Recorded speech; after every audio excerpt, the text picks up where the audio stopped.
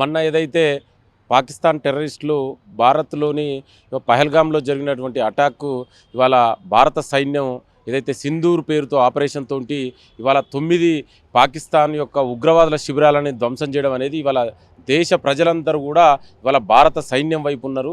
ఇవాళ ఈ దేశ సైన్యాన్ని చూసి దేశ ప్రజలందరూ కూడా గర్వపడుతున్నారు.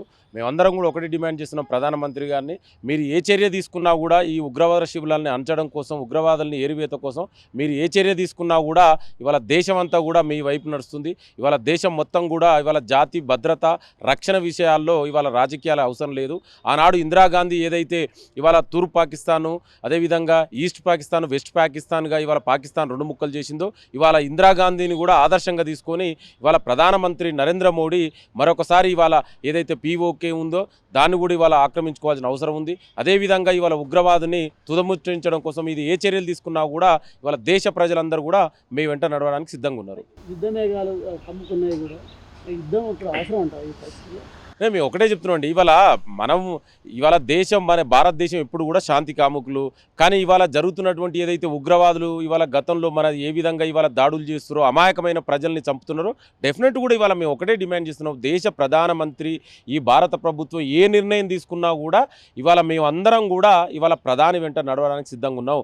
ఇవాళ ఇక్కడ రాజకీయాలకు ఇక్కడ తావు లేదు. ఇవాళ దేశ భద్రత సమైక్యత మనకు ముఖ్యం.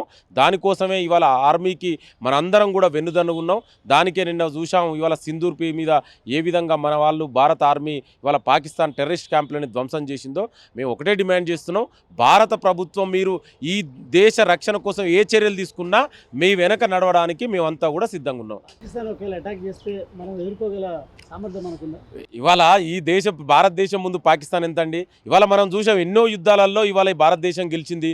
కానీ అదే చెప్పిన గతంలో కూడా ఈ విధంగానే చేస్తే ఆనాడు పాకిస్తాన్ని 2 ముక్కలుగా చేసినటువంటి చరిత్ర కూడా మన దేశానికి ఉంది. ఆనాడు ప్రధానమంత్రి ఇందిరాగాంధీ ఆధ్వర్యంలో ఏ విధంగా సైనిక చర్య చేసి ఆనాడు పాకిస్తాన్ని విడగొట్టినో చూసినాం. ఇవాళ కూడా నేను అందుకే నరేంద్ర మోడీ గారికి కూడా విజ్ఞప్తి చేస్తున్నా, ఇందిరాగాంధీని ఆదర్శంగా తీసుకొని ఈ పాకిస్తాన్ని ఇంకోసారి ఈ విధంగా ఉగ్రవాదులు ఈ విధంగా చేయకుండా మీరు ఉగ్రవాదాన్ని తుదముట్టించాలని మేము ప్రధానమంత్రికి విజ్ఞప్తి చేస్తున్నాం.